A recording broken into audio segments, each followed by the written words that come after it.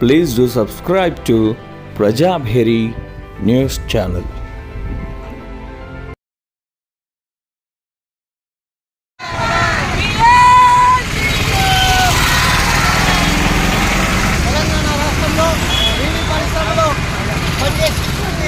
బీడీ కార్మికులకు బ్యాంకర్లకు బట్టి టాటా చేసేవాళ్ళందరికీ 2014 ఫిబ్రవరి 28 తొలగించి ఎలాంటి స్థిరము లేకుండా 4016 రూపాయల జీవామృతి ఎన్నికల సందర్భంగా కాంగ్రెస్ ప్రభుత్వం ఇస్తామని చెప్పి సంవత్సరం గడిచిన ఈ రోజు వరకు కూడా అమలు కాలేదు.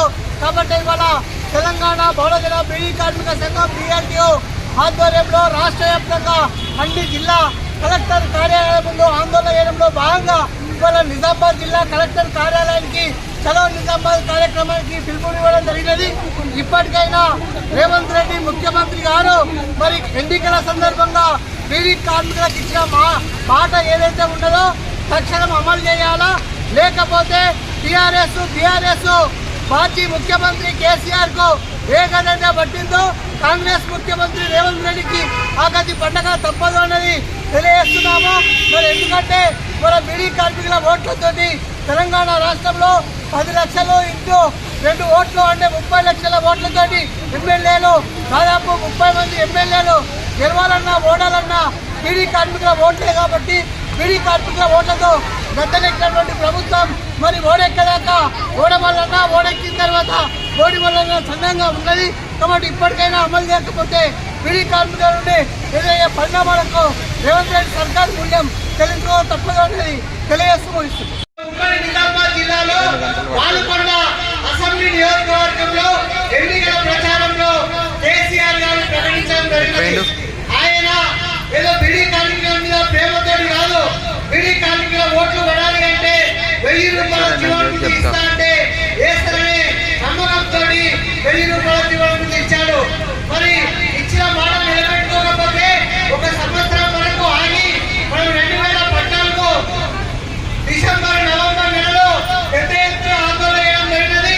ఉమ్మడి నిజామాబాద్ జిల్లా ఇదే కలెక్టర్ కార్యాలయం ముంగట వేలాది మంది బీడీ కార్మికులతో డిసెంబర్ 9వ తారీఖు నాడు 2014 డిసెంబర్ 9వ తారీఖు నాడు వేలాది మంది కార్మికులతో ఈ కలెక్టర్ కార్యాలయాన్ని ముట్టడి చేయడం జరిగినది.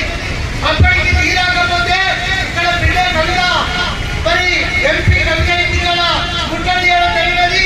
ఎమ్మెల్యేల ఇళ్ల ముందు ముట్టడి చేయడం జరిగినది.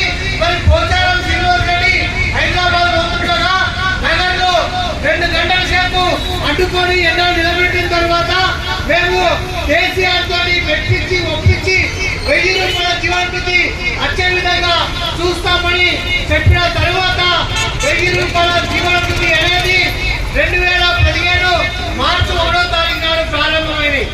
మరి అందరికీ ఆనాడు ఇవ్వాలంటే 7,20,000 మంది PF కార్మికులు అంటే తలా 1000 రూపాయలు అంటే మరి 7,720 కోట్ల బడ్జెట్ కేటాయించాలా.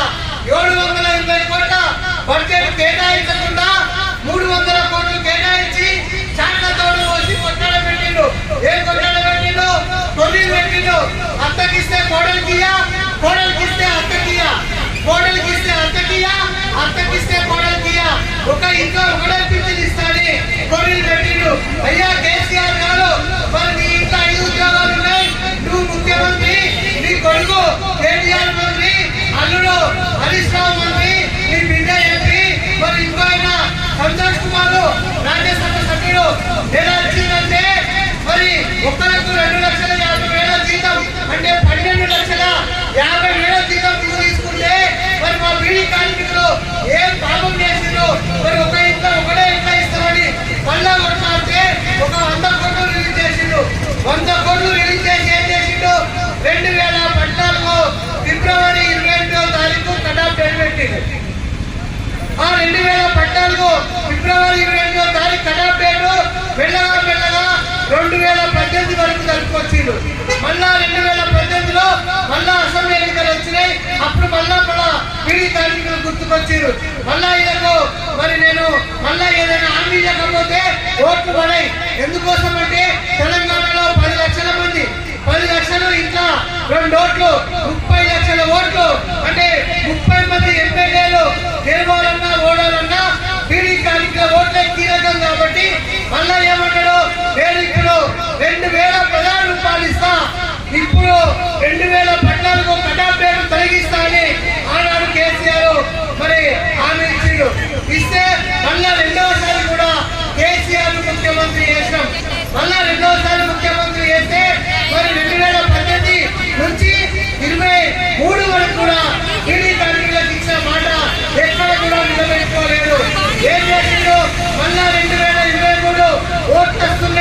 ఓట్లు వస్తున్నాయి కాబట్టి మరి అందరికీ ఇవ్వమంటే సాధ్యం కాదు అనే ఉద్దేశంతో కొంతమంది బీజీ దేశకు 2023 జూన్ జూలైలో కొంతమంది దేశకు జీవన వృత్తి ఇచ్చిండు. అంటే ఎంతమందికి అంటే ఆ దేశదారి కింద 50 మందో 100 మందో బీడీ కార్మికులు ఉంటారు. దేశదారికి జీవన వృత్తి ఇచ్చేస్తే మీరు ఖచ్చితంగా 50 మంది ఓట్లు మాకు పడతాయనే నమ్మకంతో మరి దేశదారికి జీవన వృత్తి ఇచ్చిండు. అది కూడా అందరికీ చేయలేడు. మరి ఏం చేసిండు? తిరిగి 2023 అసెంబ్లీ ఎన్నికలు ప్రారంభమైనవి. 2023 సెప్టెంబర్ 11వ తారీఖు నాడు మనము వేలాది మంది కార్మికులతో మన తెలంగాణ పౌరజన పీడీ కార్మిక సంఘం ఆధ్వర్యంలో చలో హైదరాబాద్ ఇందిరా పార్క్ దగ్గర పెద్ద ఎత్తున మహాధర్నా పెట్టాం. ఆ ధర్నాలో అన్ని పార్టీలని అన్ని యూనియన్ నాయకులను ఇస్తాము. ఇప్పుడు ముఖ్యమంత్రి అయినటువంటి రేవంత్ రెడ్డి కూడా ఆనాడు మన ఇందిరా పార్క్ దగ్గరే కొన్ని ధర్నా కార్యక్రమం ఇస్తాం. ఆనాడు సోనియా గాంధీ రాహుల్ గాంధీ రావడం మూలంగా మన మీటింగ్ కు మరి రేవంత్ రెడ్డి గారు రాలేరు. మరి రేవంత్ రెడ్డి గారు కూడా మరి గడిచిన 23 నవంబర్ ఎన్నికలలో ఏం చెప్పిండు? కేసీఆర్ మాటలు దుర్గా మాటలు. కేసీఆర్ అంతా కూడా ఇవాళ ఇచ్చిన మాట అమలు చేయలేదు. మా కాంగ్రెస్ పార్టీకి అధికారం మీరు అప్పచెప్తే ఆయన ముఖ్యమంత్రి అయితే మీ అందరికీ 4,016 రూపాయల జీవన వృత్తి ఇస్తానని 2023 అసెంబ్లీ ఎన్నికల సందర్భంగా రేవంత్ రెడ్డి గారు మరి ఎన్నికల సందర్భంగా ఓట్లు వేసుకొని పోయిండు. ఇంకేం చెప్పిండు? ఆడవాళ్ళు ఎవరైతే ఉన్నారో, మహిళలు ఇళ్లలో వంట చేసే వాళ్ళు ఎవరైతే ఉన్నారో వాళ్లకు మహాలక్ష్మి పేరు మీద 2,500 పెన్షన్ ఇస్తా అని చెప్పిండు. అవునా కదా? 2,500 పెన్షన్ ఇస్తాడు. మరి ఆ మహాలక్ష్మి అంటే పోయింది, ఈ జీవన వృత్తి ఎక్కడ పోయింది?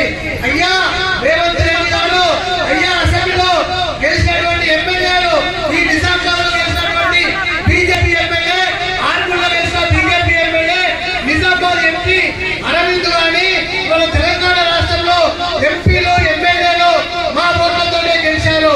అంటే ఓడెక్కడాక ఓడమల్లన్న, ఓడెక్కిన తర్వాత ఓడిమల్లన్న చందంగా ఏ ఎమ్మెల్యే గాని ఏ ఎంపీ గాని ఇచ్చిన వాగ్దానము బీడీ కార్మికులకు అమలు చేయాలా అని సోయి ఎక్కడ పోయింది అని ఈ సందర్భంగా అడుగుతున్నా. ఎందుకంటే